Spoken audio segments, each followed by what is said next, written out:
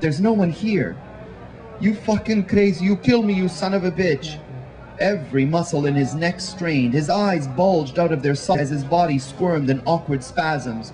I ran to the phone in the hallway. What happens in this house stays in this house. I dialed my mother at St. Michael's Hospital and at the first ring placed the receiver back in its cradle. His groans boomed through the corridor. I lifted the receiver again, the blood swooshing across my ears, and dialed. Hello? I paused for only a second. I need an ambulance. 55 Palmerston Avenue. It's my father. My name is Antonio, his son. They had no room for him in the hospital. They moved him. These are his blankets. Bring them to your father, filho. A stuffed knapsack lay in the corner of the entrance hallway. Before I could say anything, she handed me an address, 16 Ossington Avenue, clearly printed on a torn piece of paper. She kissed my forehead and opened the door for me. I'll take my bike. It was mid-November and the air was beginning to sting. I pedaled my 10 speed along Queen Street, careful to avoid the streetcar tracks and sewer grates. I sped by Trinity Bellwoods Park and then the Candy Factory before crossing Shaw in the ominous gloom of the mental hospital. Is this where he was? They said they'd be taking him to the hospital, Toronto Western. I stopped and unraveled the piece of paper crushed between my hand and the handlebar. I moved toward Ossington Avenue, then turned north, relieved I wouldn't have to go into the mental hospital. I came to a large blue door that matched the address on the paper. I knocked, and a voice came through an intercom grate. I'm here to give something to my Manuel. The door opened with a buzz and I entered a dimly lit space, a mismatch of sofas and chairs with a large console television at the far end, its grainy glare washing over the furniture. A sign hung on the wall behind a counter, Toronto West Detox Center. A large black man came around the counter and took the bag. Your father's here. How does he know I'm his son? I thought. He pointed to a reclining chair wedged between two larger sofas. A small figure sat alone. I could see they were all watching Monday night at the movies. Charlie. I approached slowly. They're drunks, I thought. The kind I saw on the street with their long beards and tattered clothes, who laughed and smoked and drank aqua velva while others slept over heating vents or panhandled in store doorways. With every step towards my father, the smell of stale cigarettes pushed against my nostrils. He should be in a hospital, not here with these drunks.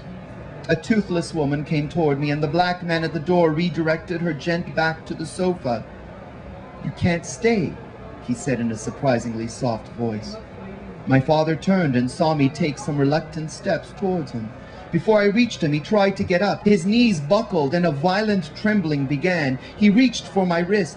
Filho, me filho, I so cold, they no turn on the heat. I ask and I ask, but no one listened to me. Take me home, casa. Eu quero ir para nossa casa. I couldn't remember the last time he had spoken to me in Portuguese. He sounded so vulnerable when he uttered the phrase, the words strung together. He looked so helpless and lost, not the man I remembered as a boy. Tom. That's what the black man's name tag read. Took hold of my father's wrist and motioned with his head for me to leave.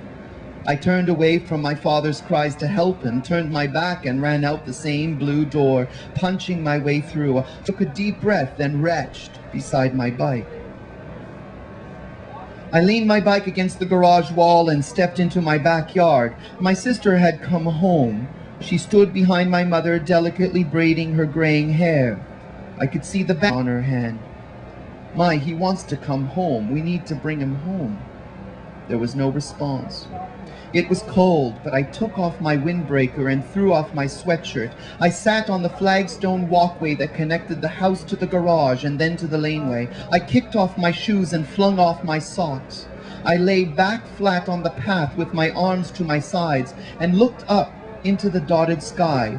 Its beauty was in its vastness, places unseen, distances unchallenged. Their faces, too, were turned up into the sky. A cool wind began to blow. There was whimsy in their eyes.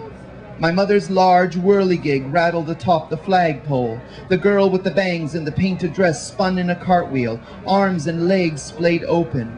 Behind her was a figure that looked like Jesus without a beard, dressed all in white with red stains on his robe. The fisherman reeled in his line of fish, the many small fish that he had held on his line before dropping it once again over the side of his small boat named Ave. The boy sat on his bike and pedaled with determination, a need to go somewhere, anywhere.